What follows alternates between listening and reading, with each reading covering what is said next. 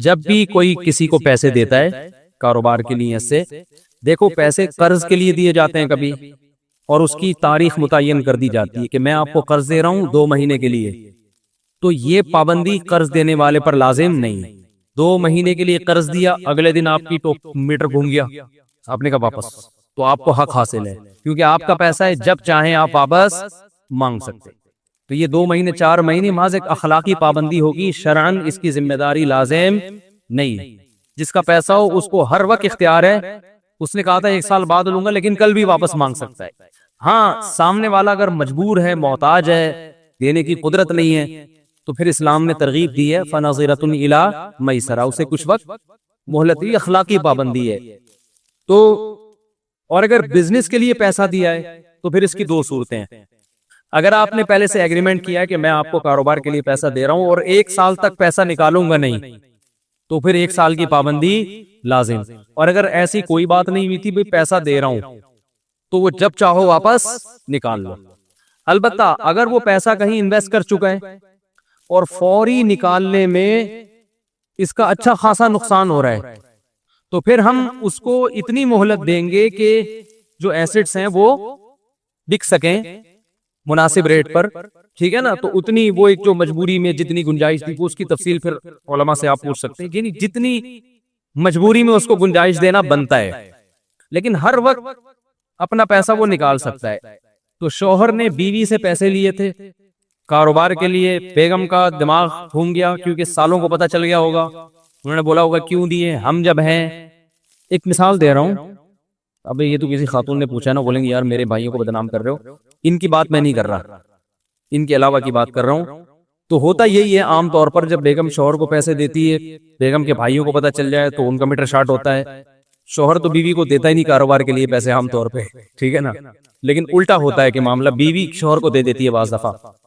تو اب شوہر واپس نہ کرے تو گناہ گار ہے بھائی، بیگم جب چاہے پیسہ واپس مانگ سکتی ہے، اور شوہر پر واجب ہے کیونکہ کوئی ایگریمنٹ نہیں ہوا تھا نا 1 مہینہ 2 مہینے کا، فوراً کاروبار سمیٹ کے پیسے واپس لوٹانا واجب ہے۔ تو اگر نہیں لوٹا رہا تو ظلم کر رہا ہے، گناہ کر رہا ہے۔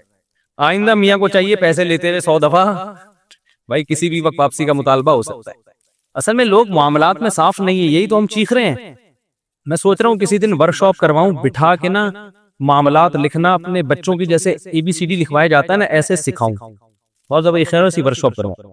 میں پوچھوں آپ کے پاس کیا کیا ہے، آپ کے گھر میں فریج کس کا ہے، فریج تو پتہ نہیں، کیوں نہیں پتا بھائی؟ مر گئے تو 50,000 کا تو یہ فریج ہے، کس کو وراثت ملے گی؟ لکھو لکھو یہ کس کا ہے، ہر چیز طے کرو۔ اتنا پیسہ کاروبار میں انویسٹ کیا ہوا ہے، آپ مر گئے تو وہ کس کو ملے گا؟ پتہ ہی نہیں بھائی کس کو ملے گا، کیا ملے گا، بس یہی کہ میں کیوں مروں، کس نے کہا میں مر رہا ہوں؟ ارے بھائی میں نے اچھے دیندار لوگوں میں تلواریں چلتی ہوئی دیکھی ہیں، لڑائی ہوتے ہوئے دیکھی ہے۔ اب تو میں یوٹیوب چینل والوں سے کہتا ہوں، جو یوٹیوبرز ہیں یہ لوگ بھی پیسہ کما رہے ہیں نا، تو جو چینل کا جیسے میں نے بتایا نا، جو میرا ایڈمن ہے یوٹیوب پہ، ان کو میں نے فون کیا، بھائی یہ چینل تو سارا آپ کے کنٹرول میں ہے، پاسورڈ آپ کو معلوم ہے، تو مر گئے تو پاسورڈ تو قبر میں چلا جائے گا، تو بیانات کے لیے کیا دوسرا چینل بنائیں گے؟ تو میں نے کہا بھائی کون ہے آپ کے بعد نامزد؟ حالانکہ جوان لڑکے ہیں ماشاءاللہ، احمد طالب، اللہ ان کی عمر میں برکت دے، بڑا کام کیا انہوں نے، سارا چینل وہی چلا رہے ہیں بڑے اخلاص کے ساتھ۔ تو میں نے کہا مر گئے تو کون اس کو سنبھالے گا؟ تو انہوں نے کیونکہ بیان سنے میں الحمدللہ انہوں نے بتایا کہ مجھے بتایا فلاں بندے سے رابطہ کر لینا، وہ چلائے گا، اس کو پاسورڈ بتایا ہے، اور پاسورڈ بھی ایسے آدمی کو نہیں بتایا جاتا کہ پتہ چلا وہ ایک نئی ٹینشن کھڑی ہو گئی۔ تو یہ سارے چیزوں پہ ورک کرنا چاہیے، ہم تو سوچتے رہتے ہیں اللہ کا شکر ہے، ان کو میں نے بتایا میں مر گیا تو کیا ہوگا، آپ مر گئے تو میں ہر وقت جو بھی مجھ سے ملتا ہے نا، کوئی معاملہ کرتا ہے، میں پہلا سوال پوچھتا ہوں مر گیا تو کیا ہوگا، تو مجھے پہلے اس کا جواب دو، کیونکہ بڑی پیسی دینداروں میں بڑی لڑائیاں ہو رہی ہیں۔ تو اب یوٹیوب کی بات آئی ہے تو یہ بھی ایک مصیبت ہے، میں جو بڑے بڑے یوٹیوبرز ہیں جو پیسہ بھی ٹھیک ٹھاک کما رہے ہیں، ان سے پوچھتا ہوں تم مر گئے تو کیا ہوگا، یہ پیسہ کس کو ملے گا؟ ان کے پاس اس سوال کا جواب نہیں ہے، خاص طور پہ جو دیندار لوگ ہیں نا، تو بھئی یہ کوئی ٹرسٹ میں دے دو یا کیا ہے، اس کے بعد کون چلائے گا، کون اس کا والی وارث ہے، کسی کے پاس اس سوال کا جواب نہیں ہوتا، خاندانی لڑائیاں ہو جائیں گی۔ ابھی تو یوٹیوب نئے آئے، اتنی موتیں نہیں ہوئی ہیں، کیونکہ میں نے کہا بھائی جان یہ تو ابھی مستقبل میں ایک نئی جنگ چھڑے گی کہ یوٹیوب کا اونر مر گیا تو یہ چینل بیوی کا ہے, بچوں کا ہے, وراثت جاری ہوگی, کیا ہوگا, کسی کو اس سوال کا جواب عام طور پہ پبلک کو معلوم نہیں ہے. اور پھڈے سامنے آنا شروع ہو گئے, کیسز آنا شروع ہو گئے. میں نے تو پیش گوئی کی تھی, کیسز بھی سامنے آ گئے ہیں کہ جی فلاں کا انا للہ ہو گیا, ان کا چینل پہ لڑائیاں ہو رہی ہیں اب, کیونکہ مشہور چینل ہو گیا. فلاں کہہ رہے میں یہ اس ویڈیو کا اونر میں ہوں, وہ کہہ رہے یہ کاپی رائٹ کا حق وہ تو یوٹیوب نے دیا ہوا ہوتا ہے جس کو, لیکن شرعی طور پر کون ہے؟ نہیں یاری بات. دیکھو ایک میرا پلاٹ ہے, میں اپنے بڑے بیٹے کے کو وصیت کر کے چلا جاتا ہوں کہ میرے بڑے بیٹے کو یہ پلاٹ ملے گا میرے مرنے کے بعد, تو قانونی طور پر بین الاقوامی قانون یہ کہ بڑے بیٹے کو ملے گا. شریعت اس قانون کو نہیں مانتی. ویسے یوٹیوب کا بھی یہ قانون ہے شرعی. سمجھ میں نہیں آ رہی بات کہ آپ کے مرنے کے بعد یہ ہے کس کا؟ اگر ارننگ, کیونکہ بہت سے چینل تو مونیٹائز ہوئے ہوئے ہیں نا, جو لاکھوں روپے کما رہے ہیں, میں ان سے کہتا ہوں مر گئے تو یہ پیسہ کس کے پاس جائے گا؟ جس کو پاسورڈ معلوم ہے اس کے پاس جائے گا. نہیں یار یہ بات, تو یہ سب چیزیں پہلے حل کرنے کی ہوتی ہیں. دنیا سے دل نہ لگاؤ, معاملات کیا رکھو ایک نمبر. ہر وقت میں مر گیا تو جس کو اس سوال کا جواب معلوم نہیں ہے مکھنچو ہے وہ, اس کو عجائب گھر میں وہ اپنے بعد والے لوگوں کو ایک لامتناہی جنگ میں ڈال کے جا رہا ہے. جب پلاٹ میں اوپر آپ کا مکان بنا ہوا ہے, منجلا بیٹا اوپر ایک پورشن بنانا چاہتا ہے. جمعے میں بھی میں نے بہت ڈیٹیل میں بات کی ہے اس پہ. منجلا بیٹا, کیونکہ منجلے کا اس لیے کہہ رہا ہوں, بڑا والا تو امریکہ جا چکا ہوتا ہے پڑھ لکھ کے, چھوٹا والا ابھی اسٹیبل نہیں, تو منجلے سارے مسئلے کھڑے کر رہے ہوتے ہیں. منجلے کیا کر رہے ہوتے ہیں, وہ نہ ادھر کے نہ ادھر کے ہوتے ہیں. تو وہ کہہ رہا ہے میں اوپر ابو اس پورشن کے اوپر کیا بناؤں گا, ایک گھر بناؤں. تو فوراً اس سے پوچھو کہ یہ آپ نے اس کے اوپر ایک گھر بنا لیا, نیچے والا تو ابا کا ہو گیا, فرض کرو ابا کا انتقال ہو گیا, پھر کیا ہوگا؟ کیونکہ نیچے والا پورشن تو وراثت میں کیا ہو جائے گا, مشترک.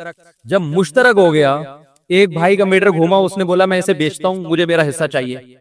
کیا خیال ہے بھائی جان؟ یا دو کا میٹر گھوم گیا, انہوں نے کہا ہم اسے بیچتے ہیں, ہمیں کیا چاہیے, حصہ. آپ نے اوپر والا اس لیے بنایا تھا کہ نیچے ابا اما رہتے ہیں, اجنبی کو نیچے آپ برداشت نہیں کرو گے, کیونکہ سیڑھیاں اپنے اندر سے کوئی انٹرنس الگ سے تو ہے نہیں. ان کسی بھی چیز کا جواب پبلک کے پاس بس بھیڑ چال چل رہا ہے, اوپر اس نے بنا دیا, اوپر اس نے بنا دیا, اوپر اس نے بنا دیا. پھر ہم کہہ رہے ہیں ہم سب کا بنا رہے ہیں, اوپر ہم سب کا بن رہے ہیں, سب کا بن رہا ہے. اب دیکھو ایسے کیسز ہو رہے ہیں, ابا کا انتقال ہوا, ایک پورشن ہے, سب مشترک رہ رہے تھے, پیسہ ایک نے زیادہ لگایا ہے اس میں. پیسہ کس نے زیادہ لگایا؟ ایک نے. اس لیے کہ ابھی تو سب رہ رہے ہیں. او بھائی جب الگ ہوگے تو فیصلہ کرو کہ جس نے زیادہ پیسہ لگایا ہے اس کو الگ سے ملے گا کہ نہیں ملے گا. اس سوال کا جواب پبلک کے پاس نہیں ہوتا, پھر مفتیوں کو پریشان کرتے ہیں. اب ہوتا پتہ ہے کیا ہے, مشترک گھر بنا دیا نا لوگوں نے, کر کیا رہے ہیں, گھر بنا دیا منجلے بیٹے نے, اس میں کچن منجلے بیٹے نے بنا دیا, اس کو کھانے پینے کا زیادہ شوق تھا. واش روم بنا دیا چھوٹے نے, کیونکہ ان کا اکثر ٹائم کہاں گزرتا تھا, واش روم پہ. اس کو چاہیے واش روم اچھا. جو منجلے کو قبض رہتا ہے اس کو واش روم میں دلچسپی, اس کو کچن میں دلچسپی ہے, کچن اس نے اچھا بنا دیا. ایک نے واش روم پہ پیسہ لگایا, کیونکہ اس وقت یہ دماغ میں ہے ہی نہیں کہ ہم مریں گے اور جدا ہوں گے اور وراثت تقسیم ہوگی. اس وقت یہ رہ رہے ہیں بھائی, اس نے نلکا لگا دیا, اس نے کچن بنا دی, کیا جا رہا ہے. اب اچانک سچویشن چینج ہو جاتی ہے.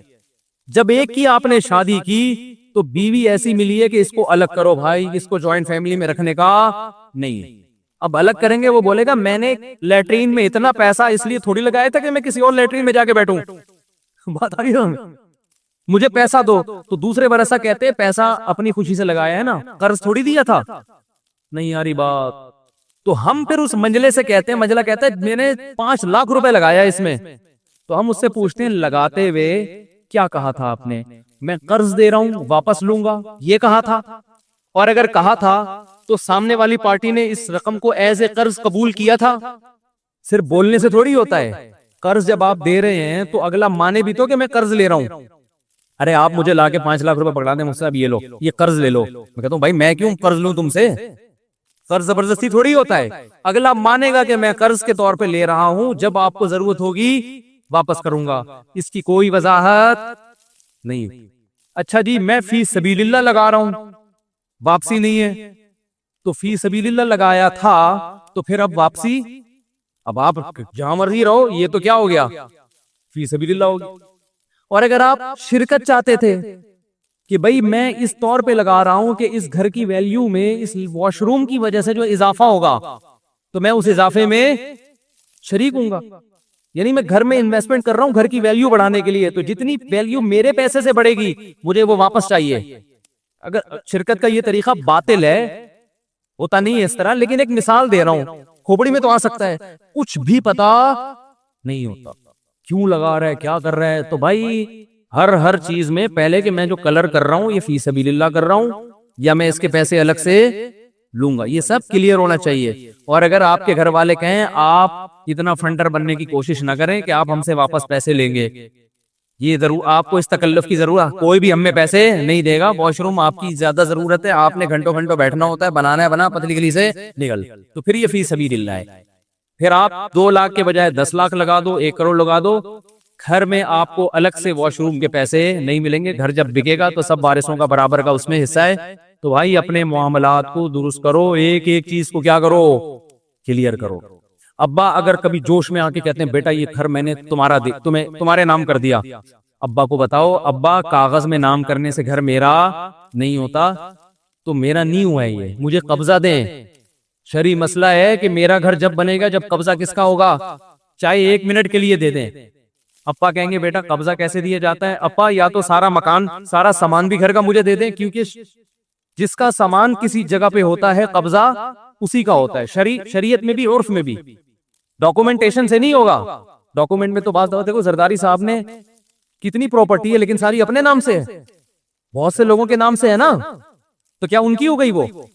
پھر تو ہمارے سابق صدر غریب ہو گئے، اپنے نام سے تو بہت تھوڑی ہوگی۔ تو نام تو بعض دفعہ صرف ایک قانونی پیچیدگیوں سے بچنے کے لیے بھی نام کروا دیا جاتا ہے، فزیکلی قبضہ ضروری ہے، نام بے شک نہ ہو، نام آپ کے ہو، ہینڈ اوور کر کے اس کو دے دیا تو اس کا ہوگا۔ سمجھ میں آ رہی ہے بات؟ تو جب ابا کہتے ہیں کہ یہ گھر میں نے آپ کو دے دیا، تو آپ ابا سے بولے ابا دیکھو سچی مچی کا دو یا نہیں دو، لٹکاؤ نہیں مجھے درمیان میں، ایسا کام نہ کرو کہ میں آپ کے مرنے کے بعد کیا ہوں کنفیوز، دینا ہے تو قبضہ تو قبضے کا طریقہ یہ ہے کہ گھر پورا فرنیچر سامان سمیت مجھے دے دو اور آپ تھوڑی دیر کے لیے باہر چلے جائیں، یہ تکلف کرنا پڑے گا، اور میں گھر میں رہوں گا تو 1 منٹ کے لیے بھی قبضہ ہو گیا، کس کا ہو گیا، میرا ہو۔ اور اگر سامان سمیت نہیں دینا چاہتے تو پھر آپ اپنا سامان سارا گھر سے باہر نکالیں۔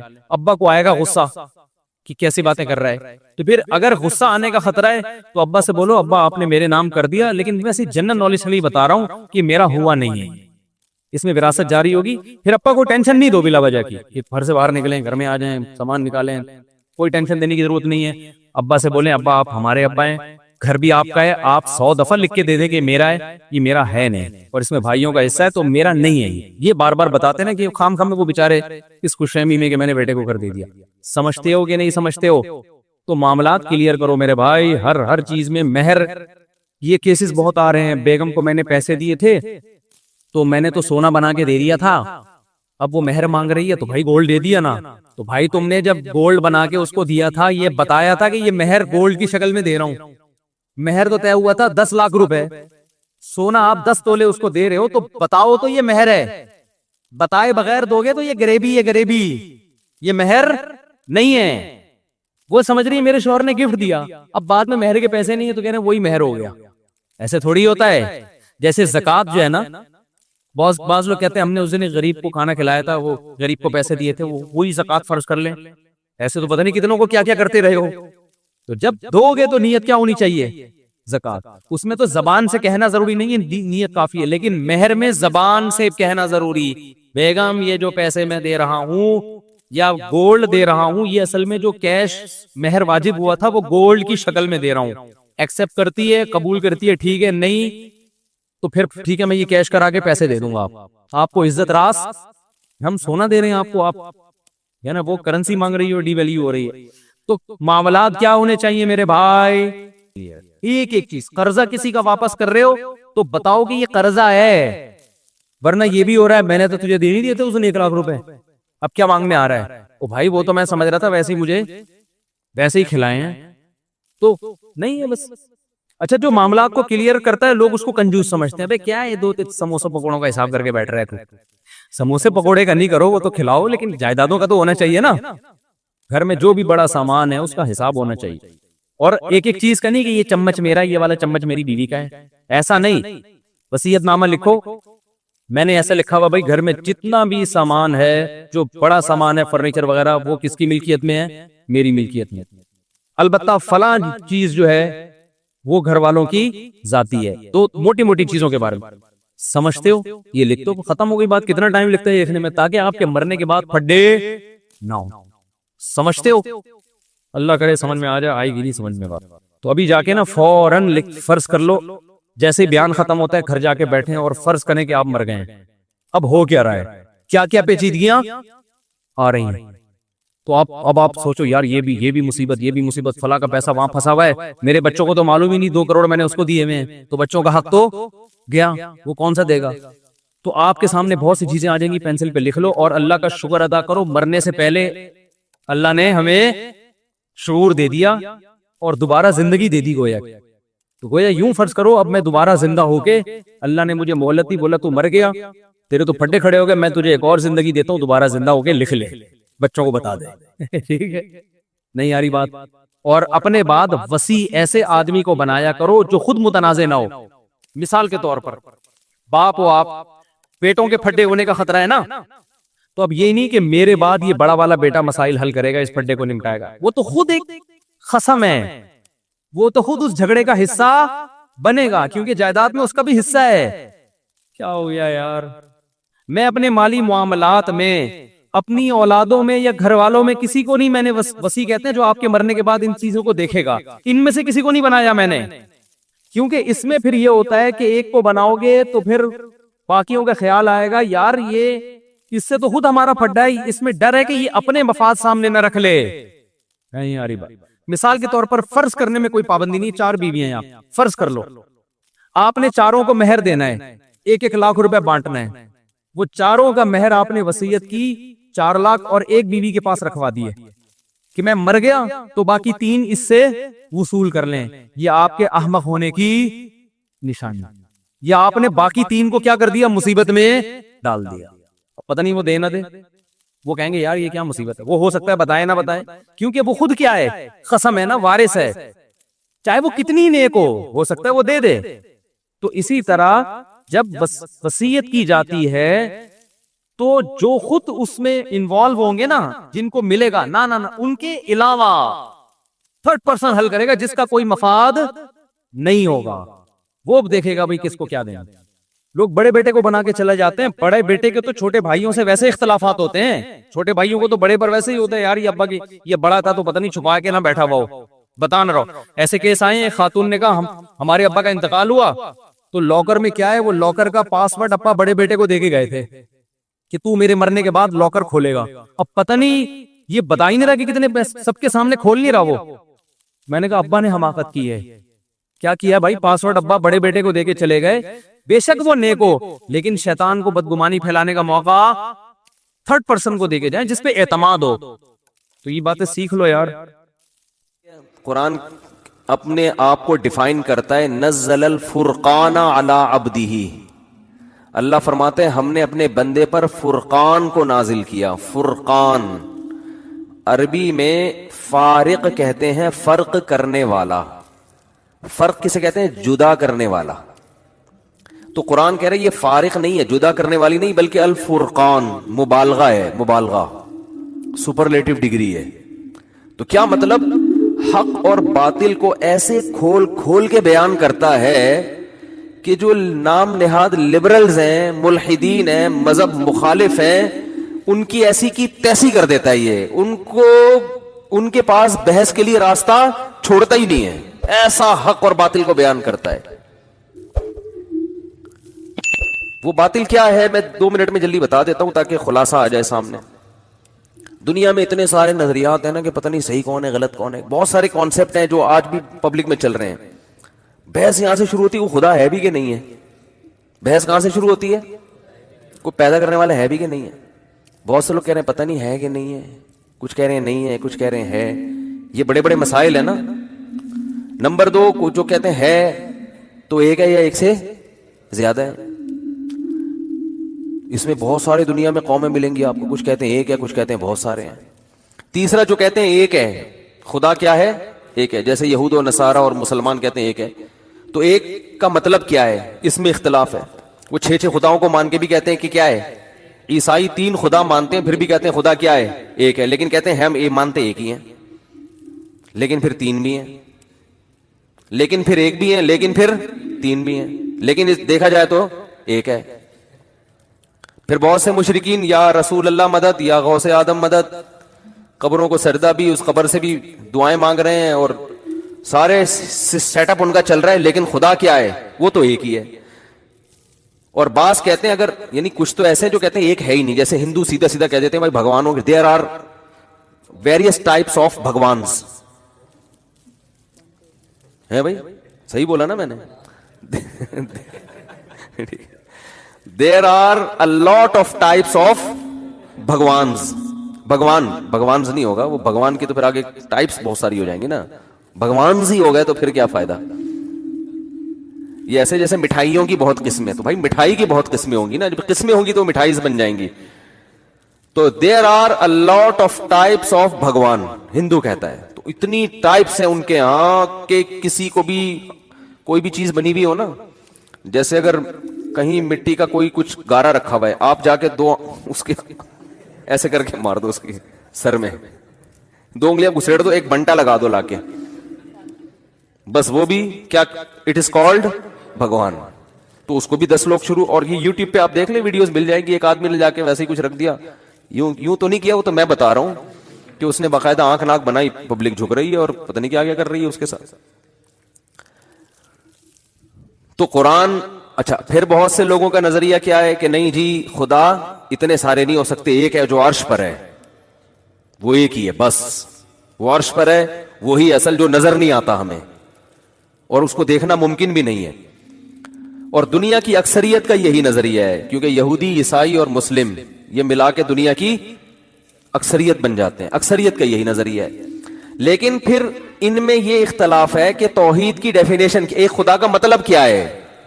یہ بہت بڑا اختلاف ہے. جب تم ایک مان رہے ہو تو ایک کا مطلب کیا ہے؟ دیکھو ایک عورت کا ایک شوہر ہے، ایک اور عورت ہے اس کا بھی ایک شوہر ہے، دونوں کہتی ہیں کہ شوہر ایک ہی ہونا چاہیے. لیکن ایک شوہر کی ڈیفینیشن کیا ہے؟ ایک کہتی ہے ایک شوہر کی ڈیفینیشن یہ ہے کہ اسی کے گھر میں رہنا ہے، اسی کے ساتھ رہنا ہے، کسی اور آدمی سے دوستی نہیں لگانی. دوسری کہتی ہے نہیں، شوہر تو ایک ہی ہونا چاہیے، لیکن اگر کسی اور سے بھی دوستی لگا لی، اس کے ساتھ بھی رات گزار لی، ادھر بھی چلے گئے، تو شوہر تو ایک ہی ہے. تو آپ کہیں گے پھر یہ تکلف کی ضرورت کیا ہے آپ کو؟ بھائی کیا خیال ہے؟ اس تکلف کی ضرورت کیا ہے کہ ایک ہی بول 10-20 ہونے چاہیے؟ کہ نہیں شوہر تو ایک ہی ہوتا ہے. تو بھائی جو شوہر کو جو محبت دینی چاہیے، جو اس کی خاصیت ہے، وہ کام جو شوہر کے علاوہ، وہ محبت جو شوہر کے علاوہ کسی کو نہیں دی جاتی، وہ تو آپ نے وسیم کو بھی دی ہوئی ہے، ستار کو بھی دی ہوئی ہے، غفار کو بھی دی ہوئی ہے. تو یہ بڑا اختلاف، چھوٹا اختلاف ہوا، بڑا اختلاف ہوا، تو بڑا اختلاف ہے. تو یہی حساب کتاب مشرک کے ساتھ ہے. وہ کہتا ہے یا رسول اللہ مدد بھی ٹھیک ہے، یا غوث آدم. اور مدد کا مطلب یہ کہ ہم جہاں سے، ایک تو ہوتا ہے نا بعض بزرگوں نے یا رسول اللہ مدد کہا تو ان کا یہ نیت نہیں تھی کہ یہاں سے نبی ہماری مدد کریں گے، ان کی نیت تھی آخرت میں شفاعت کریں گے، یا یہ کہ نبی صلی اللہ علیہ وسلم شفاعت کا ذریعہ بنیں گے. ان کو بڑی تعویلات کرتے ہیں وہ، تو ہم ان پہ کفر کا فتویٰ نہیں لگاتے. ایک کا عقیدہ ہے کہ جب بھی میں جہاں سے نبی کو پکاروں گا مدد کے لیے پہنچیں گے، اللہ نے آپ کو اختیارات دے دیے اسباب سے ہٹ کے. اس طرح سے یا رسول اللہ مدد بھی ہو رہا ہے، اور قبروں سے بھی اسی نیت کے ساتھ مانگا جا رہا ہے کہ یہ مردہ جب چاہے جہاں سے چاہے ہماری مدد کر سکتا ہے. اور غیر اللہ کو سجدے بھی ہو رہے ہیں. لیکن جب پوچھے خدا کتنے؟ خدا صرف ایک ہے. تو جیسے ایک عورت نے شوہر سے جو محبت کرنی چاہیے وہ 20 آدمیوں سے وہ محبت کر رہی ہے، لیکن جب پوچھو تو کہتی ہے شوہر صرف ایک ہی ہے. تو ہم اسے کہیں گے اس تکلف کی ضرورت نہیں ہے، خام خمیں یہ کہنا کہ ایک ہی ہوتا ہے. تو ایسے مشرک سے جو جب ضرورت پڑتی ہے یا غوث آدم مدد، جب مصیبت میں آتا ہے تو اولیاء اللہ کو پکارتا ہے، اور قبروں پہ جانور بھی ذبح ہو رہے ہیں مردے کو خوش کرنے کے لیے. جو سارے کام جو اللہ کے خاصہ ہیں وہ آپ سارے غیر اللہ کو دیکھو. عیسائی حضرت عیسیٰ سے باقاعدہ مدد مانگتے ہیں، دعائیں مانگتے ہیں ان سے. تو جب ساتھ جو کام اللہ کا خاصہ تھا وہ آپ نے جب غیر اللہ کو دے دیا تو اب اس تکلف کو اللہ نہیں مانتا کہ خدا کیا ہے؟ ایک ہے. تو یہ بھی بہت امپورٹنٹ مسئلہ ہے جس کو قرآن نے بہت اچھے طریقے سے ڈیفائن کیا ہے کہ جب کسی کو مدد کے لیے پکارو گے تو گویا تم نے اس کو خدا قرار دے دیا ہے. کیونکہ قرآن نے بتایا بار بار کہ مشرکین مکہ ان سے جب پوچھا جاتا ہے کہ کون آسمان و زمینوں کا خالق، وہ کہتے ہیں اللہ، اللہ کے سوا کوئی بھی نہیں. مشرکین بھی کہتے تھے ہم صرف اللہ کو مانتے ہیں.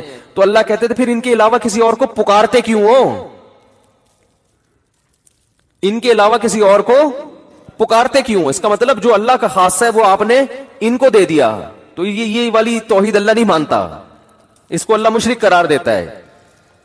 سمجھ میں نہیں آ رہی میرا خیال ہے بات. تو یہ بہت بڑا مسئلہ ہے. ایک اور مسئلہ پھر اس کے بعد جا کے یہ آتا ہے کہ اگر ایک ہی ہے، چلو کسی اور کو ہم پکار بھی نہیں سکتے، بس وہ ایک ہی ہے. تو مشرکین میں ایسے لوگ تھے جو کہتے تھے صرف وہ خدا ہے، لیکن وہ کہتے تھے اس خدا نے، اگلا پھر سوال ہے کہ اس خدا نے اس کائنات کو جو بنایا، انسانوں کو بنایا، اکیلے نے بنایا، عبادت کا مستحق بھی وہی ہے، تو کیا کوئی مقصد کے تحت بنایا ہے یا ایویں ہی بنا دیا بس؟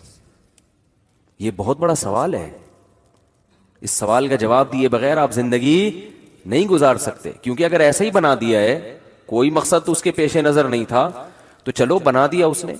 اچھا سوال یہ پیدا ہوتا ہے کہ جو مشرکین مکہ یہ کہتے تھے کہ خدا ہے، ایک ہے، اور اس نے ہمیں بنایا لیکن کوئی مقصد نہیں ہے بنانے کا، تو وہ پھر خدا کی عبادت کے قائل کیوں تھے؟ تو وہ اصل میں عبادت کے قائل اس لیے تھے، وہ کہتے تھے خدا ہے جو مشکل میں ہمیں مشکلات سے نکال سکتا ہے، تو ہم اس کی عبادت اس لیے کرتے ہیں کہ مرنے کے بعد تو ہم ختم ہو جائیں گے، مٹی ہو جائیں گے، کچھ بھی نہیں ہے، لیکن اس کو منا کے رکھیں گے تو ہمارے دنیا کے کام بنتے رہیں گے. جیسے ہندو جب بھگوان کی عبادت کرتا ہے تو آخرت کے تصور سے نہیں، بلکہ وہ اس لیے کہ یہ والا بھگوان کے چڑھاوے چڑھاؤ گے تو اولاد ملے گی، یہ والا ذرا مہنگا بھگوان ہے، یہ آپ کے روزگار لگوا دے گا، اس کے ریٹ مارکیٹ میں زیادہ ہیں، یہ جاپانی بھگوان ہے، وہاں سے امپورٹ ہوا ہے، یہ آپ کی شادی کرا دے گا. یہ والا بھگوان کیا کرے گا؟ یہ آپ کی شادی کرا دے گا. یہ والا اولاد دل کو، جتنا ریٹ زیادہ ہوں گے بھگوان کے، مہنگا بھگوان ہوگا، اتنا ہی اس کے پاس پاور ان کے خیال میں زیادہ ہوگی. تو دنیا کے لیے کہ دنیا میں یہ سب کچھ ہوگا ہمیں. جیسے آج بھی کچھ لوگ آتے ہیں نا مسجد میں، نماز پڑھ رہے ہوتے ہیں، وظیفہ پڑھ رہے ہوتے ہیں، اللہ کا نام لے رہے ہوتے ہیں. بھائی کیوں لے رہے ہو؟ یار وہ میرا کام اٹکا ہوا ہے، مجھے کسی نے کہا ہے کہ یہ والی آیت کریمہ اتنی دفعہ پڑھو گے تو یہ کام ہو جائے گا. جائز ہے، میں ناجائز نہیں کہہ رہا، میں تو صرف یہ بتا رہا ہوں کہ بہت سے لوگ دنیا میں ایسے ہیں جو یہ نہیں مانتے کہ اللہ نے کسی مقصد کے لیے بنایا ہے، کوئی اس کا ایک ہدف تھا اس کے سامنے، وہ یہ نہیں مانتے، لیکن پھر بھی اللہ کی عبادت کو وہ مانتے ہیں. تو بعض کافر نبی صلی اللہ علیہ وسلم کے دور میں ایسے بھی تھے جو اللہ کی توحید کے تو قائل تھے، مگر اس کے قائل نہیں تھے کہ آخرت میں کوئی حساب و کتاب ہے، موت کے بعد زندگی ہے، بلکہ وہ کہتا ہے یہ ممکن نہیں ہے مرنے کے بعد کوئی دوبارہ زندہ ہو، خدا یہ کام نہیں کرے گا، کیونکہ یہ عقل سے بعید ہے. کرنا ہوتا تو کوئی دو چار تو مردے زندہ کر کے دکھاتا نا ہمارے سامنے. سمجھ میں نہیں آ رہی میرا خیال ہے بات. اس کی مثال ایسے جیسے خدا کر تو سکتا ہے لیکن جو کام نہیں کرتا اس کا مطلب وہ بعد میں بھی نہیں کرے گا. اس کی مثال ہے میں آپ کے پاس آؤں کہ یار یہ خربوزے کا بیج ہے، اس کو زمین میں ڈال کے انار کا درخت اگاؤ، تو آپ کہیں گے بھائی یہ تو نہیں ہو سکتا. اب میں دلیل دوں کہ خدا تو کر سکتا ہے، تو آپ کہیں گے بھائی خدا کا ہمیں نہیں پتا، کیونکہ خدا کرتا نہیں ہے. اس کی علامت ہے کہ کر سکتا ہے مگر کرے گا نہیں. اگر کیا ہوتا تو کبھی تو ہوتا نا کہ خربوزے سے انار پیدا ہو رہا ہے. تو وہ کافر مانتے تھے کہ خدا کو دوبارہ پیدا کرنے پر قدرت تو ہے، لیکن آج تک ایک دفعہ بھی ایسا نہیں ہوا. یہ اس کی علامت ہے کہ خدا ایسا کرے گا نہیں، مر کے مٹی کر کے ختم کر دے گا. سمجھ میں آ رہی ہے بات کہ نہیں آ رہی ہے؟ تو ایک کانسیپٹ یہ تھا. ایک اور کانسیپٹ، تو یہ بہت اہم ترین سوال ہے کہ اس نے ایویں ہی بنا دیا یا کوئی مقصد ہے اس کے سامنے. پھر اگر کوئی مقصد دیا ہے اس نے ہمیں، جیسے کہ یہود و نصارہ اور مسلمان کہتے ہیں کہ بھائی آخرت ہے اور ایک مقصد ہے، اور وہ مقصد کیا ہے کہ تمہیں وہ آزمائش ہے. جو یہ کہتے ہیں کوئی مقصد ہی نہیں ہے ان کے پاس، تو پھر اس کا جواب ہی نہیں ہے نا کہ کیا مقصد ہے. جو کہتے ہیں کوئی مقصد ہے ان میں پھر سب کی ایک ہی رائے ہے، ان میں کوئی اختلاف نہیں ہے. یہودی، عیسائی اور مسلمان اس کے قائل ہیں کہ ایویں ہی نہیں بنایا، کیونکہ تورات میں بھی ہے، انجیل میں بھی ہے اور اسلام میں بھی ہے. وہ کیا ہے؟ اللہ نے آزمائش کے لیے پیدا کیا ہے، اور اس آزمائش کا پھر آخرت میں بدلہ ملے گا، جنت کی صورت میں یا جہنم کی صورت میں۔ تو آج بھی دنیا کی اکثر آبادی اس پر متفق ہے، لیکن آگے پھر آزمائش کے لیے جو پرچہ آؤٹ ہوا ہے، پیپر جو ایگزامینیشن ہال میں آپ کو دیا گیا ہے، وہ صحیح پیپر یہودیوں کے پاس ہے، عیسائیوں کے پاس ہے یا مسلمانوں کے پاس ہے؟ یہ ایک بہت امپورٹنٹ سوال ہے، کیونکہ جب تک آپ کو پتہ ہی نہیں چلے گا ان میں صحیح پرچہ کون سا ہے، صحیح پیپر کون سا ہے، تو آپ امتحان کی تیاری کیسے کرو گے؟ ارے آپ ایگزامینیشن ہال میں بیٹھے ہو، آپ فزکس کا پیپر دینے کے لیے 3 پرچے آ گئے، لفافہ بٹا، ابھی آپ اس کو کھول کے پڑھ رہے تھے، ایک اور لفافہ آ گیا، ایک اور آ گیا، اب آپ کہو گے ابے یہ والا فزکس کا یہ والا ہے کہ یہ والا ہے؟ نہیں آ رہی میرا خیال ہے بات۔ تو آپ اس وقت تک پیپر حل کرنا شروع نہیں کرو گے جب تک آپ کا کانسیپٹ کلیئر نہ ہو جائے کہ ان میں سے پرچہ ہے کون سا۔ اس وقت تک آپ بولو گے بھائی میں اپنے ٹائم کیوں، پتا چلا یہ والا کر دوں، اور 3 گھنٹے بعد جب ایگزامینیشن ہال سے نکالا تو پتا چلا وہ یہ والا نہیں، وہ تو وہ والا تھا۔ تو آپ بولے جب تک اس سوال کا جواب نہیں ملے گا آگے نہیں چلوں گا میں۔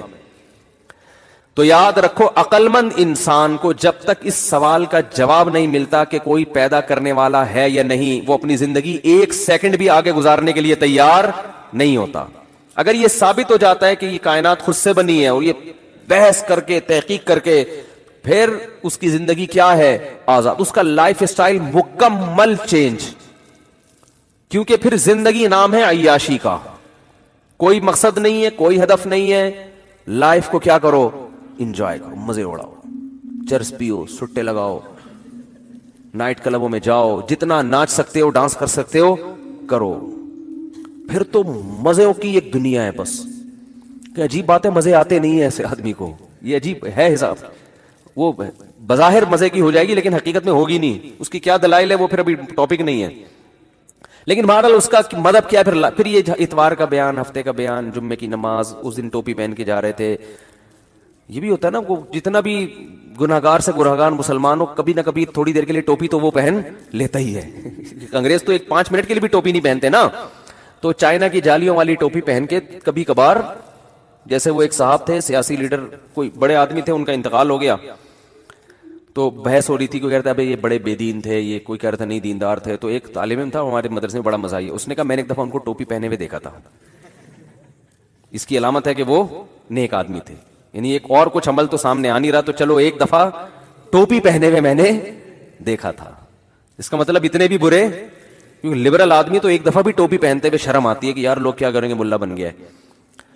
تو پھر جو ہے نا، اگر کوئی نہیں ہے تو یار پھر آپ کا لائف اسٹائل مکمل کیا ہونا چاہیے؟ چینج۔ پھر یہ شادی بیاہ کے تکلفات، سالے، ساس، جٹھانیاں، ٹوپی ڈرامے ہیں بھائی، یہ جاؤ ٹکٹ کٹاؤ امریکہ جاؤ، بوائے فرینڈ رکھو، اور لڑکیاں بوائے فرینڈ رکھیں، سمجھ میں آ رہا ہے 2-4 دن بعد وہ وسیم مجھ سے زیادہ ہینڈسم آیا، اب اس کو ہٹا یار، وہ ٹھیک ہے زیادہ ٹھیک ہے، انجوائے کرنا ہے تو پھر انجوائے کرنے کا میں کوئی کسر چھوڑنی نہیں چاہیے۔ پھر یہ چھوڑ دو ٹوپی ڈرامے جو ہے نا، عید، بقرعید، رمضان میں 1 روزہ بھی کیوں رکھ رہے ہو؟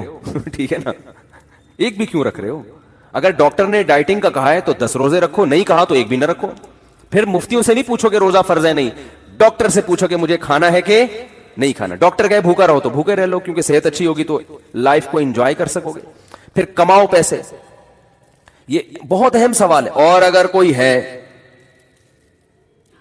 یعنی یہ سوال کا جواب ضروری ہے یا نہیں ہے مجھے ہی بتاؤ نا، کیونکہ لائف پر اس سے یہ فضول سوالات نہیں ہیں کہ حضرت یوسف علیہ السلام کی زلیخا سے شادی ہوئی تھی کہ نہیں ہوئی تھی، لوگ یہ بھی سوال پوچھتے ہیں نا۔ ارے لوگ مجھ سے سوال پوچھتے ہیں کہ جو زلیخا عزیز مصر کی بیوی، زلیخا اس کا پتہ نہیں نام تھا نہیں تھا، لیکن مشہور یہی ہے کہ اس کی بعد میں اینڈ میں یوسف علیہ السلام سے شادی ہوئی تھی کہ نہیں ہوئی تھی۔ تو میں کہتا ہوں بھائی اگر ہوئی تھی تو ہم کیا کریں، نہیں ہوئی تھی تو ہم کیا کریں، کیونکہ اب ولیمہ تو بہرحال ہو چکا، یعنی اس کا ہماری پریکٹیکل لائف سے کوئی تعلق نہیں ہے۔ یزید لعنتی ہے یا رحمت اللہ علیہ؟ ویسے میں نے یزید کو رحمت اللہ علیہ کبھی بھی نہیں کہا، میرے بارے میں فیک پوسٹ چلائی گئی ہے اور اس میں جو کچھ بولا گیا سب جھوٹ، اور اس فیک پوسٹ کا بہت نقصان ہوا ہے۔ تو جو بھی پوسٹیں آ رہی ہوتی ہیں آنکھ بند کر کے یقین نہ کر لیا کرو۔ اب قطع نظر اس سے کہ وہ لعنت اللہ علیہ ہے یا رحمت اللہ علیہ، بھائی آپ نے اپنی قبر میں جانا ہے، آپ سے آپ کے بارے میں سوال ہوگا۔ لوگ کہتے ہیں ظالم کو لعنت اللہ علیہ نہ کریں, تو ظالم تو پھر دنیا میں بہت ہے, سب کا نام لے لے کے لعنت اللہ کہنا شروع کیا تو آپ کی زندگی ختم ہو جائے گی, لعنت اللہ کا لفظ ختم نہیں ہوگا.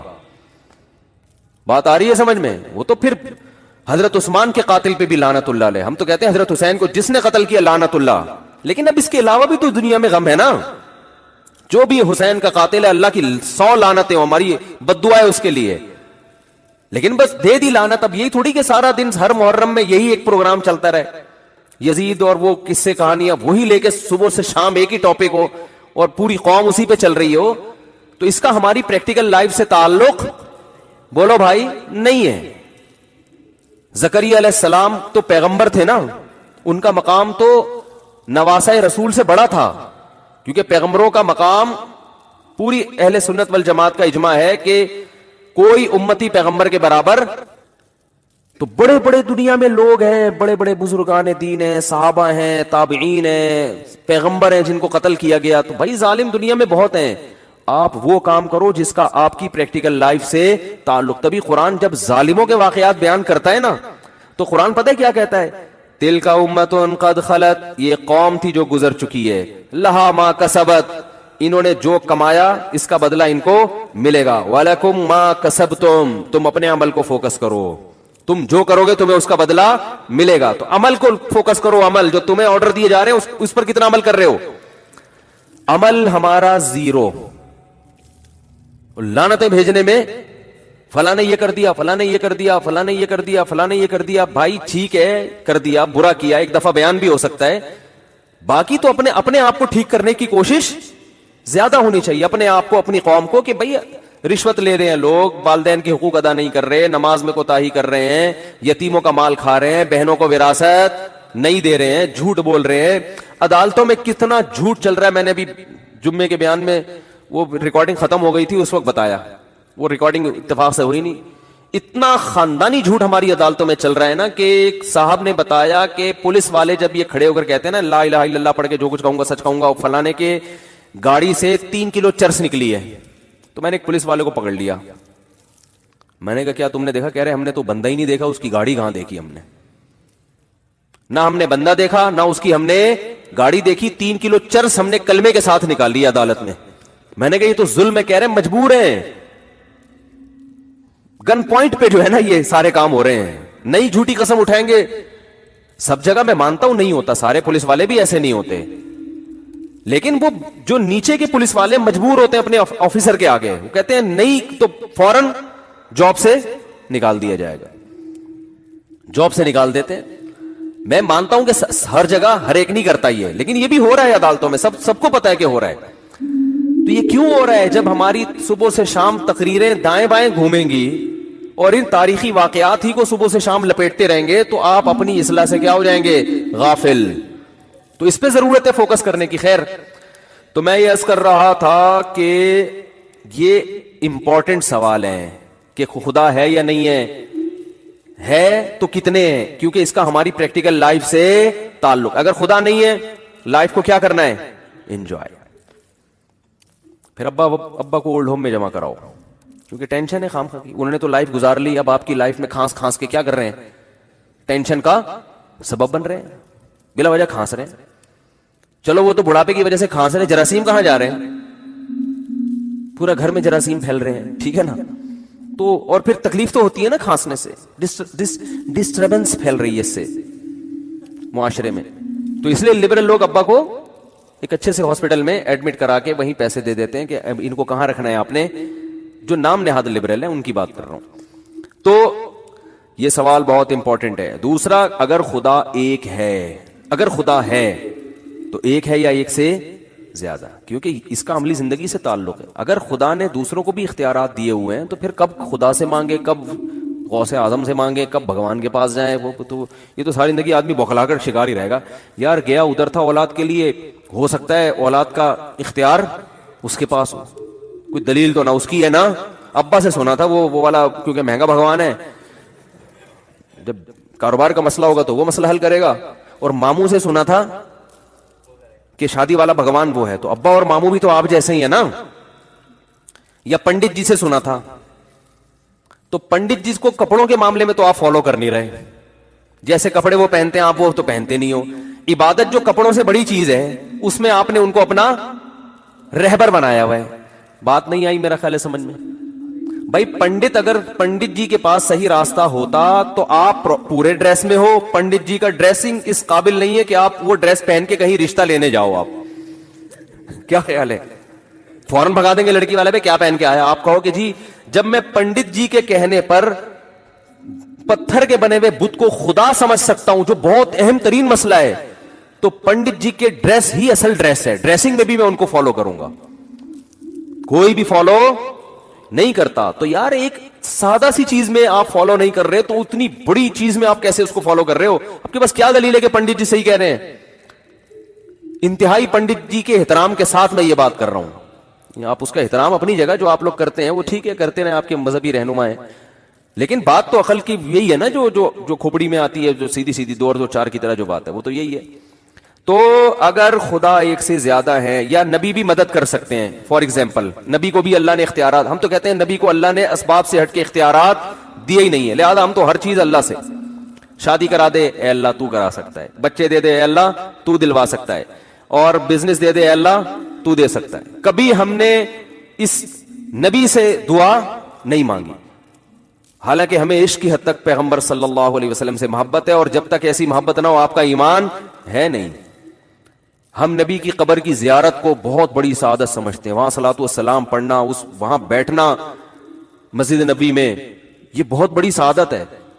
سب نبی کی محبت میں ہے، لیکن اسی نبی نے ہم سے کہا ہے، اسی نبی نے بتایا ہے کہ اگر اللہ کے در کو چھوڑ کر مجھ سے مانگا تو مشرک پر اللہ نے جنت کو حرام کر دیا ہے. اسی نبی کی کہنے کی وجہ سے ہم توحید پرست ہیں. میں سمجھا پا رہا ہوں کہ نہیں سمجھا پا رہا اپنی بات؟ تو ہم تو ہمارا اب تو کلیئر معاملہ ہے نا. جو توحید پرست ہے اس کا معاملہ 2 اور 2 4 کی طرح بالکل کیا ہے بھائی، ہر چیز اللہ سے ہی مانگنی ہے، ہر چیز میں سب کچھ آ گیا. مشرک بیچارہ ٹینشن میں رہتا ہے. کبھی اس کو کہتے ہیں یہ والا جو چیز داتا دربار پہ جاؤ اولاد وہاں سے ملے گی، وہ یہ چڑھاوے چڑھاؤ وہاں سے اولاد ملے گی، شادی نہیں ہو رہی تو اس کے لیے وہ فلاں پیر صاحب ہیں وہاں سے اولاد ملے گی، اور سر پہ بال نہیں اگرے تو اس کے لیے فلاں ہے، بزرگ ہیں فلاں ہیں، یا وہ بھگوان ہے، یا وہ 10 قسم کی چیزیں ان کے پاس. ان کو پتہ ہی نہیں کہ کون سی چیز اللہ سے مانگنی ہے اور کون سی کسی اور سے. میں تبھی مشرکین سے ایک سوال پوچھتا ہوں کہ اگر اللہ نے اپنے علاوہ بھی مخلوق کو، چاہے وہ پیغمبر ہو، ان کو اختیارات دیے تو سارے دیے ہیں یا تھوڑے دیے ہیں؟ سارے دیے تو پھر ساری زندگی اللہ کے علاوہ انہی سے مانگتے رہو، پھر اللہ سے مانگنے کی ضرورت کیا ہے؟ دیے اس لیے ہے نا کہ ان سے مانگو، ورنہ دینے کا فائدہ کیا؟ تو پھر اللہ سے کیوں مانگتے ہو؟ اور اگر سارے نہیں دیے، کچھ اللہ نے اپنے پاس رکھے ہیں اور کچھ ان کو بھی دے دیے ہیں، تو وہ آپ کو معلوم ہے یا نہیں ہے؟ اگر معلوم نہیں ہے تو پھر آپ کو پتہ کیسے چلے گا کہ یہ والا اختیار ان کے پاس ہے یا نہیں ہے؟ نہیں یاری بات. حکومت نے کسی کو وزیر بنا دیا، اختیارات دے دی، یہ نہیں پتا کہ وزیر تعلیم ہے یا وزیر ہیڈ پمپ ہے یا وزیر بجلی لے جانا ہے. پہلے زمانے میں وزیر ہوتے تھے بجلی لانے کے لیے اب ہوتے ہیں سوئچ آف کرنے کے وزیر. ایجوکیشن کے وزیر کا مطلب یہ ہوتا ہے کہ اس کو ایجوکیشن کے علاوہ کچھ بھی نہیں آتا، سب آتا ہے، سوری ایجوکیشن کے علاوہ سب آتا ہے. سب وزیروں کی بات نہیں کر رہا جو میرا بیان سن رہے ہیں ان کے علاوہ کی. تو آپ کو پتہ ہی نہیں ہے کہ اس کے پاس جو وزارت ہے، جو اختیارات ہیں وہ کون سے ہیں، تو آپ کنفیوز رہو گے نا. تو اگر اللہ نے اپنے علاوہ پیغمبر کو بھی اختیارات دیے ہیں تو سارے تو دیے ہیں، تو پھر اللہ سے مانگنے کی ضرورت نہیں ہے. اور اگر بعض دیے تو وہ معلوم ہے یا نہیں ہے؟ اگر معلوم نہیں ہے تو بھی کوئی فائدہ نہیں، اور اگر معلوم ہے تو ان کی لسٹ پیش کر دیں آپ. ایکسکیوز می، آپ ان کی کہ بھائی سارے تو نہیں اللہ نے دیے، یہ والا اولاد کا فلانا فلانا، ایک لسٹ آنی چاہیے تاکہ مشرک کو پتا چلے کہ یہ والی چیزیں میں نبی سے بھی مانگ سکتا ہوں. اس کے پاس لسٹ ہونی چاہیے. لیکن مشرک کہتے ہیں نہیں سارے اختیارات دے دیے ہیں، تو پھر سارے پر یہ پھر اشکال ہوتا ہے کہ جب سارے ہی دے دیے تو پھر اللہ سے مانگنے کی ضرورت کیا ہے؟ پھر تو ساری زندگی نبی سے ہی مانگتے رہو. تو ہمارا توحید پرست آدمی کا کانسیپٹ کلیئر، اور یہ قرآن نے کلیئر کر دیا نا. قرآن نے 2 اور 2 4 کی طرح بتا بھائی کچھ بھی نہیں دیا. اسباب سے ہٹ کے کسی کے پاس کوئی طاقت ہے ہی نہیں. جس کے پاس ہے لاجک کے تحت ہوگی، اسباب کے تحت ہوگی. جیسے میں آپ سے کہتا ہوں پانی پلاؤ تو یہ نہیں کہ پانی آ جائے گا. آپ جاؤ گے نل کا کھولو گے، اپنے جو ظاہری اسباب ہیں وہ اختیار کرو گے، اور کرامت اور معجزے میں ہمیں بتا دیا کہ اس کا کیا فرق ہے. وہ بھی کرامت بھی اللہ ہی کا کام ہوتا ہے, اس میں ولی کا اپنا دخل نہیں ہوتا. معجزہ بھی اللہ کا ہوتا ہے, نبی کا اس میں دخل نہیں ہوتا, نبی کا صرف ہاتھ ہوتا ہے. تو نبی نے جو چاند کے 2 ٹکڑے کیے, نبی نے نہیں کیے, یہ کس نے کیے ہیں؟ یہ تو اللہ نے کیے ہیں. نبی کی طرف اس کی مجازن نسبت کی جاتی ہے. تو بہت توحید کا معاملہ 2 اور 2 4 کی طرح کیا ہے, بہت واضح ہے, اس میں کوئی کنفیوژن نہیں ہے. تبھی تو بہت سے عیسائی مسلمان ہوتے ہیں کہ یار اسلام کے عقیدے 2 اور 2 4 کی طرح سمجھ میں آتے ہیں. باقی کسی مذہب میں بھی جاؤ گے تو آپ کو بیسک کانسیپٹ کلیئر کرنے میں 48 سال لگیں گے, پھر بھی آپ کے کانسیپٹ کلیئر نہیں ہوں گے, پھر بھی آپ بیٹھ کے پڑھتے ہی رہو گے, پتہ نہیں بوکھلا جاؤ گے تھوڑے دنوں میں. تو ایک اللہ ہے. اب ایک اللہ ہونے کے بعد امپورٹنٹ سوال یہ ہے کہ اس نے بے مقصد بنایا یا با مقصد بنایا. یہ میرا بیان اس ٹاپک پر بہت دفعہ ہو چکا ہے, میں جلدی جلدی ریپیٹ کر رہا ہوں. بے مقصد بنایا ہے تو بھی بس ہے, تو پھر اس کو مانگ لیا کرو اپنی دنیاوی حاجات کے لیے, اور مر کے کیا ہو جاؤ گے, ختم ہو جاؤ گے, بس ختم کہانی. پھر بھی لائف اسٹائل ہوگا, نتیجے میں وہی لائف کو کیا کرنا ہے, انجوائے. بلکہ اللہ کو مانگنا بھی انجوائمنٹ کے لیے, لائف انجوائے کرنے میں کہیں کوئی کباب میں ہڈی بن رہا ہے تو اللہ سے مانگو یہ ہڈی کیا ہو جائے, ختم ہو جائے. تو وہ بھی لائف انجوائے ہی ہے اور کچھ بھی نہیں ہے اس کا مقصد.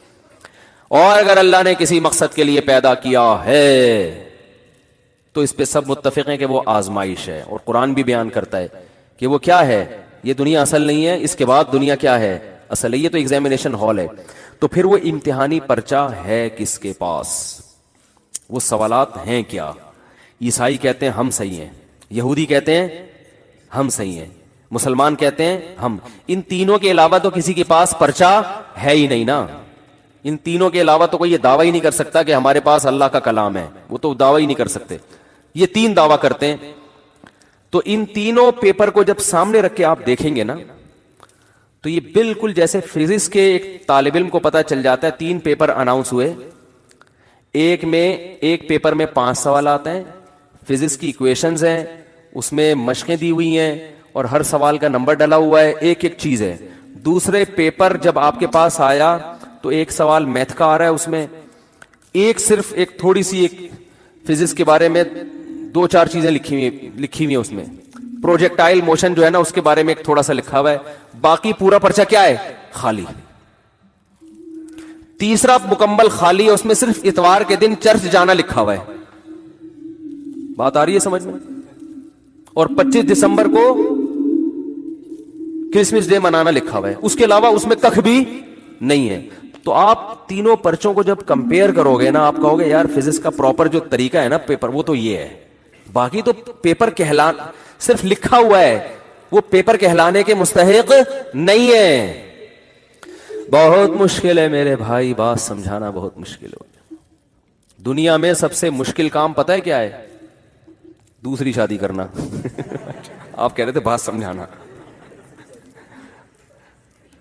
بات سمجھانا اتنا مشکل نہیں ہو, تو میں ویسے ہی تاکہ آپ لوگ بہت دماغ لگا کے سنیں نا, ورنہ اس میں کیا مشکل ہے, 2 اور 2 4 کی طرف آتے ہیں. مشکل تو وہ ہے جو میں نے ابھی آپ کو بتائی ہے, کر کے دیکھو تو پتا چلے گا. تو خیر, تو یہ بہت اہم ٹاپکس ہیں جن پر ہمیں گائیڈنس کی ضرورت ہے. قرآن کہتا ہے میں جب ان ٹاپکس کو بیان کرتا ہوں نا تو قرآن خود اپنی تعریف کرتا ہے. کہتے ہیں نا اپنے منہ میاں مٹھو بننا اچھا نہیں ہے, لیکن جب آپ میں ایسی کوالٹی ہو, آپ کو کانفیڈنس ہو پورا, پھر آدمی اپنی تعریف کرتا ہوا بھی اچھا لگتا ہے کہ یار تم اس کے مستحق ہو جو تم کہہ رہے ہو. قرآن کہہ رہا ہے بڑی برکت والی ہے وہ ذات جس نے الفرقان کو نازل کیا. کیا مطلب؟ ایسے سوالات کے جب تک وہ حل نہیں ہوتے آپ ایک قدم زندگی کا آگے نہیں گزار سکتے. اگر گزارو گے وہ کھائیوں کی طرف جائے گا وہ قدم آپ کا. تو ان سوالات کے جوابات اور ان پر اٹھنے والے اشکالات کو ایسے قرآن ڈیفائن کرتا ہے کہ دودھ کا دودھ اور پانی کا پانی کر دیتا ہے. صاف پتہ چل جاتا ہے حق کیا ہے اور بات. ایک جگہ تو قرآن ایسا جوش میں آیا, قرآن جب دلائل دیتا ہے نا, ایک دفعہ اللہ تعالیٰ نے دلائل دیتے دیتے ایسا قرآن کو گویا جوش آ رہا ہے, بل نقذف الحق بالباطل فیدمغه. اللہ فرماتے ہیں ہم جب دلائل دیتے ہیں نا تو ہم حق کو اٹھا کے باطل پہ ایسا کھینچ کے مارتے فیدمغه کہ باطل کا دماغ نکال کے باہر پھینک دیتا ہے. وہ کیا انداز ہے قرآن کا. جیسے آپ کہتے ہیں نا کہ میں نے, ایک ہوتا ہے آپ کو کوئی ڈرا رہا ہو کہ ابے وہ جو بندہ ہے نا اس سے نہیں لڑنا, اس سے پنگا. ایک تو آپ لوگ کو بولنے پر پتہ نہیں کیا تکلیف ہو رہی ہے یار, بول دو نہیں لینا, اس میں کیا جا رہا ہے. ایک اسٹائل یہ ہوتا ہے نا کہ آپ کو کوئی کہہ رہا ہے کہ یار وہ آدمی جو ہے نا اس سے نہیں لڑنا, تم بڑے پہلوان ہو, تم بڑے بہت لوگوں کو تم پچھاڑ چکے ہو, لیکن وہ جو سامنے بندہ آ رہا ہے نا وہ بڑا پہلوان ہے, اس سے پنگا نہیں لینا, اس سے نہیں پنگا لینا. آپ بڑے فنٹر, آپ نے پنگا لے لیا اور آپ پٹ پٹا کے طبیعت سے آ گئے, جیسے نارملی ہوتا ہے. لیکن ہوا کچھ برعکس, آپ کو اتنا اپنے اوپر اعتماد ہے, اتنا کانفیڈینس ہے, آپ کو پتا ہے بھائی یہ جو پہلوان بنا پھرتا ہے یہ میرے ٹکر کا نہیں, ہم لے گا پنگا, ہم لڑائی کرے گا. اور آپ نے لڑائی کر کے اس کو پچھاڑا. جس نے آپ کو چیلنج کیا تھا نا کہ تو لڑ نہیں سکتا, وہ ابھی آپ کے پاس موجود نہیں ہے, تو آپ نے اس کو پچھاڑ دیا اور ایسی کی تیسی کر دی اس کی.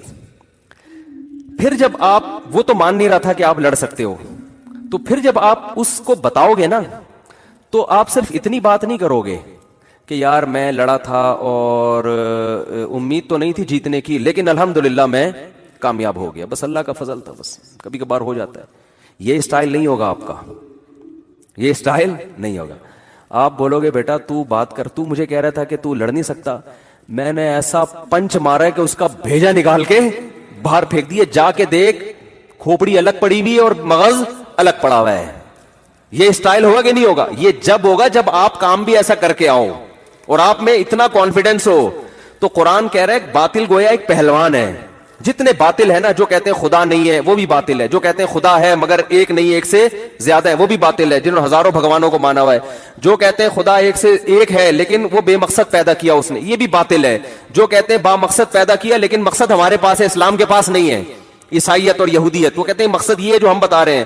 تو قرآن کہہ رہے ہیں ان تمام باطلوں کو اکھاڑے میں لا کے قرآن ان کی کھوپڑی پر ایسے پنچ لگاتا ہے کہ یہ مرتے نہیں ہیں. موت تو ہلکی چیز ہے بھائی, کیونکہ مر جاتا ہے نا کوئی بندہ تو جا کے چیک کرنا پڑتا ہے مرا بھی ہے کہ نہیں مرا.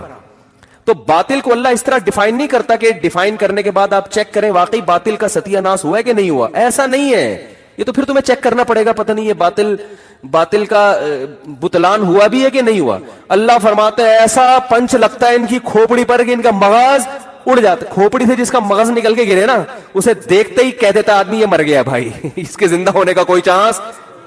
کیونکہ جب مرتا ہے نا تو ڈاکٹر کو بلایا جاتا ہے, نبض چیک کی جاتی ہے, بھائی سکتے میں نہ آیا ہو. ایک آدمی کی ساس کا انتقال ہوا, وہ انتقال نہیں سکتے میں آئی تھی, وہ ایک جھٹکا آیا اٹھ کے بیٹھ گئی. وہ کتنے کیس ہوئے کھمبے بچانے کی, بھائی میں نے بتایا نا, بیگم کو لے کے جا رہے ہیں وہ کھمبے سے ٹکرائی, وہ اٹھ کے بیٹھ گئی. جنازہ میت لے کے جا رہے ہیں بیگم کی, کھمبے سے ٹکرائی اٹھ کے بیٹھ گئی. وہ سکتا ہوا تھا اس کو. اگلی دفعہ جب مری ہے تو لے کے جا رہے ہیں لوگ کلمہ پڑھ رہے, کہہ رہے بھائی کھمبا بچا کے, بھائی ٹھیک ہے نا, لوگ کیا کہہ رہے ہیں کھمبا بچا. لیکن اگر اس کی بیگم اللہ نہ کرے اس کا بھیجا نکل کے گر جاتا, پھر یہ کہنے کی ضرورت, پھر کہتا ہے کھمبے سے ٹکراؤ یا نہیں ٹکراؤ. یہ سکتے میں نہیں ہے بھائی, یہ تو پورا مغز باہر آ گیا ہے. نہیں آ رہی میرا خیال ہے بات. تو قرآن کہہ رہے ہم جب باطل پہ رد کرتے ہیں اور دلائل کے انبار لگاتے ہیں, فَيَدْمَغُهُ, اس کے دماغ پہ ایسا پنچ لگاتے ہیں نا, یہ عربی کی بلاغت ہے کہ اس کا سر سے بھیجا نکال کے باہر پھینک, بشرطے کہ قرآن کوئی سمجھ کے پڑھے تو صحیح. کوئی تعصب کی اینک اتار کے جب قرآن پڑھے گا اور سمجھے گا تو اللہ فرماتے ہیں ایسا کانسیپٹ کلیئر ہوگا نا, دودھ کا دودھ اور پانی کا پانی کر کے رکھ دیں گے. فَيَدْمَغُ فَإِذَا هُوَ زَاهِقٌ, اور باطل پتلی گلی سے بھاگتا ہے. زاہق کا مطلب غائب ہو جاتا ہے, چھوڑتے پنپنے نہیں دیتے ہم اس کو دلائل کی دنیا میں. تو قرآن نے ایسے کانسیپٹ کلیئر کر دیے ہمارے لیے, پرچہ بتا دیا بھائی, کوئی اور پرچہ رکھا ہی نہیں ہے. تو خیر بات کہاں سے شروع ہوئی تھی, تو میں یہ عرض کر رہا تھا, ہاں پھر جب اسلام ہی کے پاس ہے پرچہ تو پھر جو اسلام کہہ رہا ہے اس کو فالو کرنا پڑے گا. اسلام کہہ رہے معذرت کے ساتھ داڑھی رکھ لو, تو بڑھا لو یار, کیا ٹینشن ہو رہی ہے بار بار, کیا ہو جائے گا داڑھی اگر آپ رکھ لیں گے. تھوڑے سے ہینڈسم نظر آ رہے ہیں بغیر داڑھی کے, یہی ہو رہا ہے نا, 10-20 لڑکیاں پھنس جائیں گی, یہی ہوتا ہے لڑکوں کا کہ یار وہ لڑکیاں دیکھیں ملا ملا سے لگ رہا ہے. او بھائی زندگی مسافر خانہ ہے یار, کیا کرنا ہے. جب نبی نے حکم دے دیا آپ اللحا, داڑھی بڑھاؤ, اللہ نے موسیٰ علیہ السلام کو کچھ چیزیں تورات میں محفوظ ہے, بھی داڑھی بھی محفوظ ہے, تبھی یہودی بڑی بڑی داڑیاں رکھتے ہیں. یہودیوں سے عبرت حاصل کر لو. اور ابھی بھی تو میں نے خود پڑھا ہے تورات میں کہ اللہ نے موسیٰ علیہ السلام کو کوہ طور پہ بلا کے کہا کہ اپنی قوم کو حکم دیں کہ داڑھی نہ کاٹا. اور کہا ہوتا ہے یہودیت عیسائیت سے زیادہ محفوظ ہے. یہودی مذہب اگرچہ پرانا ہے لیکن اس میں حفاظت عیسائیوں سے, اس مذہب کی حفاظت یہودیوں کے پاس پھر بھی چند سوالات ہیں, عیسائیوں کے پاس وہ بھی نہیں ہے, 2-4 چیزیں رہ گئی ہیں بس. تو اس لیے اچھا یہ بھی ایک عیسائیوں میں پازیٹو چیز ہے کہ اسلام کے سب سے زیادہ قریب ترین مذہب عیسائی ہے, اور دنیا میں رپورٹ یہ ہے کہ دنیا میں اسلام قبول کرنے والے جو ہے نا سب سے زیادہ عیسائی ہوتے ہیں جو اسلام قبول کرتے ہیں. تو اور ان کے لیے اللہ نے احکام بھی نرم رکھے ہیں یہود و نصارہ کے لیے. عام مشرکوں سے جیسا معاملہ نہیں کیا. ان کا آپ ذبح کیا ہوا جانور کھا سکتے ہو, عیسائیوں کا یہودی کا. ان کی عورت سے آپ نکاح کر سکتے ہو, ہندو سے سکھ سے نہیں کر سکتے, ان کا ذبح کیا ہوا نہیں کھا سکتے. تو یہ اللہ نے تھوڑا سا ان کو پروٹوکول بھی دیا ہے کہ یہ کم از کم اللہ کو کی توحید کے زبان سے قائل ہیں اور پیغمبروں پر, بہت سے پیغمبروں پر ایمان رکھتے ہیں. بہت سے تو پیغمبروں کے سلسلے کے قائل نہیں ہے نا. تو اس لیے اسلام نے ان کی مخالفت اتنی شدید نہیں کی ہے جتنی دوسروں کی ہے, بلکہ ان کو اہل کتاب کا لقب دیا قرآن نے. عام مشرکوں کو تو مشرک کا لفظ لقب دیا ہے, لیکن ان کو کیا لقب دیا ہے؟ اہل کتاب. یعنی تھوڑا سا پروٹوکول دیا ہے. جب آپ کسی کو عزت دے کے بات کرتے ہیں تو یہ پروٹوکول ہی ہے نا.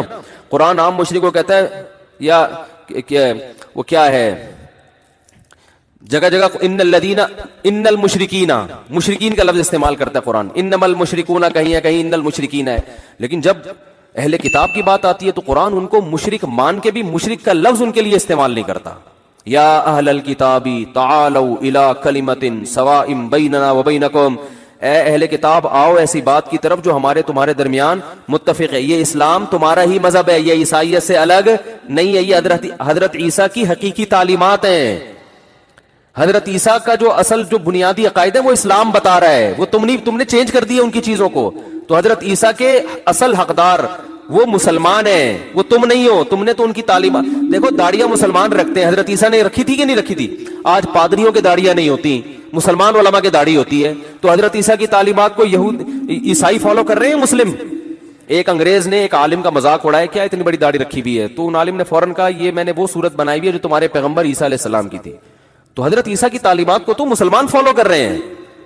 خیر, تو قرآن نے ایسے کانسیپٹ کلیئر کر کے دودھ کا دودھ پانی کا پانی کر دیا. تو اب اللہ نے جب پرچہ دے دیا ہے ہمیں, اس میں بتایا ہے کہ زنا نہیں کرنا, نکاح کرنا ہے اور جلدی کرنا ہے, والدین کے ساتھ اف بولو بھائی نہیں کرنا, اور یتیم کا مال جو کھاتا ہے ایسے ہے جیسے پیٹ میں آگ کے انگارے ڈال رہا ہے.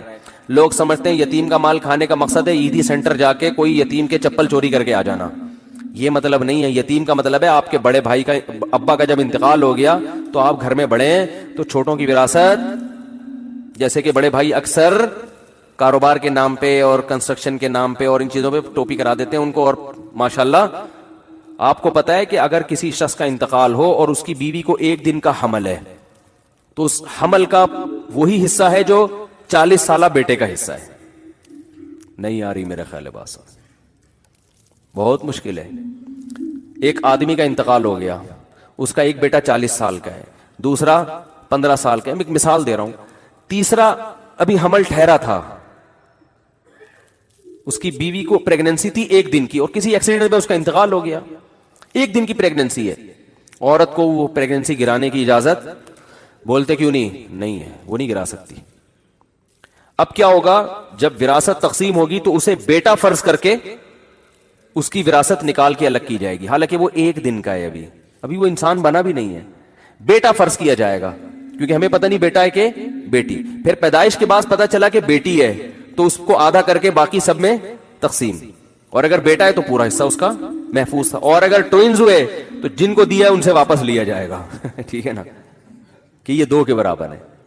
بہت مشکل ہے. تو اسلام یہ کہہ رہا ہے کہ جو 1 دن کا حمل ہے اس کی وراثت نہیں کھا سکتے, اور آپ 8-8, 10-10, 12-12 سال کے بچوں کی وراثت کھا رہے ہو, آپ بہنوں کی وراثت کھا رہے ہو. یہ اسلام کے اصل آرڈرز ہیں, ان کو فالو کرنا پڑے گا. نظر کی حفاظت ہے, زنا سے بچنا ہے, اور ماں باپ کو نہیں اف کر سکتے اگر کبھی ہو گیا ہے تو. ماں باپ جیسا اللہ نے کسی کا حق, نہ کسی پیر و مرشد کا حق والدین جیسا ہے, نہ کسی استاذ کا حق. اسکولوں میں بعض دفعہ لوگ یہ بتا دیتے ہیں کہ استاذ کا درجہ ماں باپ سے بھی بڑا ہے، اور دلیل یہ دی جاتی ہے استاذ آپ کے علم میں اضافے کا ذریعہ بنتا ہے، ماں باپ تو ایک جسمانی زندگی کا ذریعہ۔ یہ ٹوپی ڈرامے ہیں، یہ دلائل کو قرآن بولو نا بھائی نہیں مانتا۔ ایک صاحب مجھے کہنے لگے پیر و مرشد کا مقام بہت بڑا ہے، کیونکہ ان کی وجہ سے تو ہمیں نیک عمل ملے، اور ان کی وجہ سے ہمیں گناہوں سے بچ کے ہم جہنم سے بچ رہے ہیں، اور ماں باپ کی وجہ سے صرف باڈی ملی ہے۔ تو میں نے کہا اگر یہ باڈی ماں باپ اس کی حفاظت نہ کرتے تو اس باڈی کو ایمان بھی بولتے کیوں نہیں ملتا۔ ماں باپ نے، ماں نے بچپن میں چھاتی سے لگا کے دودھ پلایا اور باپ نے سہارا دیا، ورنہ روڈ پہ پڑے ہوئے ہوتے۔ پھر پیر صاحب سے کہتے اس مرید کو اٹھا کے لے کے نیک بناؤ، ٹھیک ہے نا۔ دوسری بات یہ کہ اسلام 3 بنیادوں پہ ماں باپ کو ترجیح، ایک آپ ان کی باڈی کا حصہ ہو، آپ ان کا جسم ہو، تو اسلام میں ریلیشن کی بڑی ویلیو ہے، خونی رشتے، اور کوئی رشتہ نہ ہو بھائی، آپ تو انہی کے خون گوشت سے اللہ نے بنایا، یہ ایک ریلیشن ہے۔ دوسرا ریلیشن کیا ہے؟ ان کی وجہ سے آپ کو حیات ملی، زندگی ملی۔ تیسرا ان کی جو احسانات اور ان کی جو محبت ہے نا، وہ شیخ تصور بھی نہیں کر سکتا۔ میں لوگوں سے اکثر کہتا ہوں کہ یار، بلکہ بڑا بھائی بھی، وہ بھی زیادہ آگے ہوتا ہے۔ میں لوگوں سے ایک بات کہتا ہوں، جو اپنے پیر و مرشد کو والدین پر یا ان خونی رشتوں پر ترجیح دیتے ہیں، دیکھو ادب احترام تو پیر و مرشد کا کریں آپ، وہ تو ٹھیک ہے، محبت بھی کریں، اس نے آپ کو دین سکھائے، لیکن قرآن بار بار کہہ رہے ہیں اولو الارحام جو ہے نا، قریبی رشتے، ان کا حق بولو بھائی۔ آپ کے بھائی کو پیسوں کی ضرورت ہے، پیر صاحب کو بھی، تو اسلام کیا کہتا ہے، کس کو دو گے؟ بھائی کا حق پہلے، ابا تو اور ہی پہلے ہے۔ وجہ کیا ہے بھائی؟ یہ ریلیشن اتنے قریب ہیں۔ میں نے ایک صاحب کہنے لگے نہیں پیر صاحب پہلے۔ میں نے کہا اچھا مجھے بتاؤ، روڈ پہ جب ایکسیڈنٹ ہوتا ہے، اللہ نہ کرے آپ کی ٹانگ ٹوٹی پڑی ہے، تو لوگ آپ کے پیر صاحب کو فون کرتے ہیں بھائی صاحب کو، اس کو اٹھا کے لے جاؤ؟ کہہ رہے ہیں یار بھائی صاحب کو۔ میں نے کہا ان کو پتا ہے پیر صاحب کو فون کرو گے، پیر صاحب کہا اس کا بھائی کو بتانا، مجھے کیوں بتا رہا ہے؟ کیا خیال ہے؟ پیر صاحب کیا کہیں گے؟ او بھائی اس کے ریلیٹیوز کو بتاؤ، مجھے کیوں بتا رہے ہو؟ بھائی چاہے وہ جیسا چرسی ہو، ہیروئنچی ہو، کبھی لفٹ نہیں کرتا، تمیز سے بات نہیں کرتا، آج تک منہ سے کبھی ڈھنگ کی بات نہیں کی ہے، مصیبت پڑے گی تو بھائی سب سے پہلے آئے گا۔ اگر آپ کو کوئی قتل کر دے تو قاتل کو پیر صاحب تلاش نہیں کریں گے، آپ کا بھائی تلاش کرے گا، چاہے وہ آپس میں کتنی دشمنی ہو، باپ تلاش کرے گا میرے بیٹے کو کس نے مارا ہے، FIR وہ کٹوائے گا۔ پیر کا اپنا مقام ہے، سب کچھ ہے، لیکن بھائی یہ بھی بہت بڑے رشتے ہیں۔ آج بعض دفعہ لوگ ایک طرف غلو کر کے ان رشتوں کو بھول جاتے ہیں، باپ کی جوتیاں نہیں سیدھی کرتے، پیر صاحب کی کر رہے ہوتے ہیں۔ وہ پیر صاحب کی بھی کرو، ابا کی بھی کرو۔ تو خیر، تو یہ پیپر اللہ نے ہمیں دیا ہے، اس میں رشتہ داروں کا حق بتایا، اس میں استاذوں کا حق بتایا، اس میں علماء کا حق بتایا، اس میں بہت ساری ڈیٹیل ہے، وہ سیکھو، پھر سیکھ کے لوگوں کو بتاؤ، اس پر عمل کرو۔ پھر اس میں اللہ نے بتا دیا کہ بھئی 100% نمبر جو لے گا وہ والسابقون السابقون میں ہے، اور اگر 100% نہیں بھی آئے تو نیکیوں کا پلڑا جھک بھی گیا تو گریوی میں کیا کر دوں گا؟ وزن اگر زیادہ ہو گیا نا نیکیوں کا بخش دوں گا، لیکن یہ نہیں بتایا کہ نیکی کا وزن کیسے زیادہ ہوتا ہے اور گناہ کون سا وزنی ہوتا ہے۔ اس لیے ہر گناہ سے بچنا ہے اور ہر نیکی کو کرنے کی کوشش کرنا ہے، کیونکہ بعض دفعہ ایک گناہ اتنا بھاری ہو جاتا ہے آپ ہلکا سمجھ رہے وہ نیکیاں کھا جائے گا، بعض دفعہ ایک نیکی اتنی بھاری ہوتی ہے گناہ کھا جاتی ہے، اب آپ کو پتہ نہیں کون سی نیکی بھاری کون سی، تو ہر گناہ سے بچنا ہے اور ہر نیکی کی کوشش کرنی ہے۔ تو یہ بہت سارے احکام ہیں جو اللہ نے دیے ہیں۔